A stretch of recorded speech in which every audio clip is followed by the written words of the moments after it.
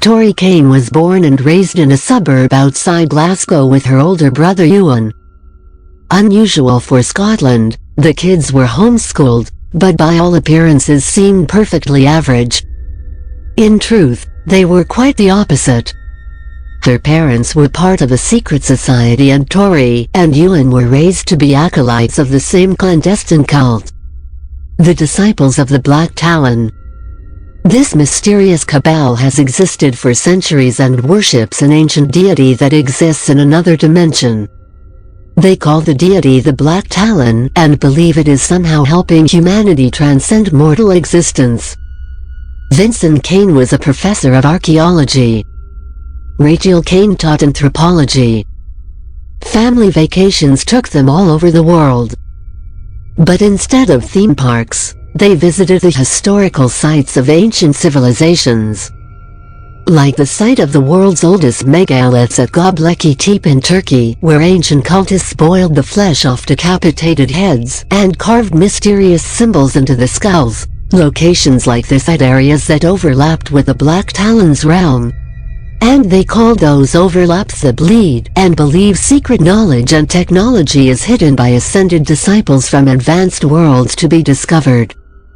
But the Bleed holds many dangers, both physical and psychological, and those who venture inside wear special armored hazmat suits as a defense against those perils, though no one really knows how much protection they actually provide. The Disciples of the Black Talon built an underground complex near each Bleed they discovered, complete with living quarters, storage areas and laboratories.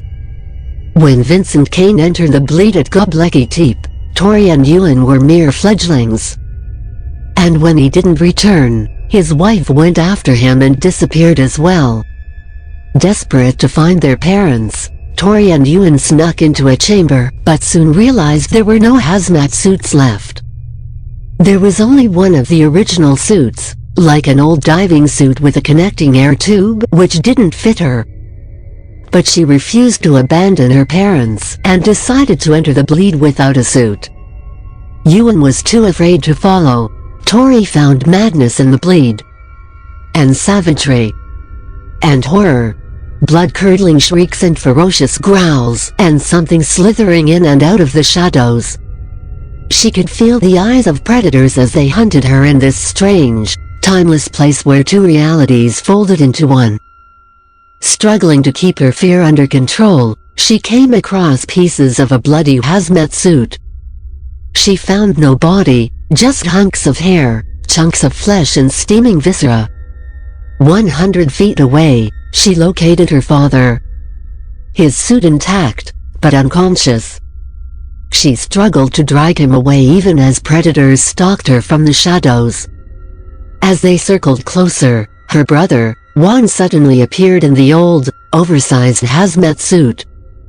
He led the otherworldly creatures away, allowing Taurie enough time to pull their father to safety. With the screams of her brother still ringing in her ears, she emerged unscathed with her sanity intact, which amazed the Disciples of the Black Talon. Her father eventually recovered from his injuries, but never again ventured into the Bleed. Taurie suffered no ill effects from her time in the Bleed. At least nothing physical. Something dark touched her heart, and she had many recurring visions of selfless disciples hunting and sacrificing victims to the Black Talon. She believed her visions were omens, and she was certain she would one day serve the Black Talon in the same way. As a disciple, members of the cult rose through the ranks slowly.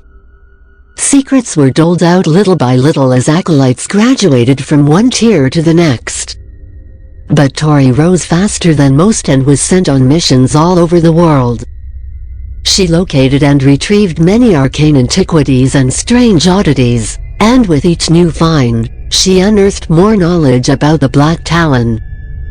And each time she ventured into the Bleed, she felt more of its cold darkness taking hold inside of her. She liked the way it made her feel. Impervious. Indestructible. Unstoppable. As a trusted servant of the Black Talon, she no longer felt like prey, she felt like a predator. Taurie was single-minded in her pursuit of any knowledge that would help her serve the cult, but not everyone believed in transcendence. And some were even trying to expose the disciples of the Black Talon as a force for evil. Such doomsayers didn't understand that sacrifices needed to be made if humanity ever hoped to ascend to another plane of existence. One such enemy was a paranormal investigator and podcaster who claimed the cult was an instrument of malevolence. This vlogger was determined to unmask them, but she disappeared while investigating a World War I bunker high in the French Alps. Her brother Jordan blamed the disciples of the Black Talon for her disappearance and worked tirelessly to expose them to the world. As Taurie reached the highest levels of the disciples of the Black Talon, she learned their darkest secrets. Like how they appeased the Black Talon with a sacred ritual of torture and sacrifice before entering the bleed. Jordan discovered one such ritual was to take place at the grand opening of a new quantum research facility and secretly taped it. He then posted the grisly video online to show the world the malignant evils at the heart of the cult. But the disciples of the Black Talon had connections everywhere and they used their power to convince the world that this video was a fake, a mere prank among researchers and scientists. They then sent Taurie to hunt Jordan down and end his one-man crusade against them. They told her if she accomplished this, she would ascend to the inner circle of masters and one day become a pure disciple in the Black Talon's domain. Unquestioningly and with fanatic determination, she located Jordan and rendered him unconscious with chloroform. When he awoke, he found himself tied to a chair in an underground complex. Dressed in her ceremonial robe and mask, Taurie approached the young man with a dagger. But, having never killed anyone, she hesitated. She didn't know what to say or do. A strange numbness began to crawl up her neck. Her ears, her face, her lips began to tingle. She just stood there staring blankly at her sacrifice, wondering what was happening to her. Killing was easier in her dreams, in her visions, as a spectator. And try as she did, she could not stop her hands from trembling.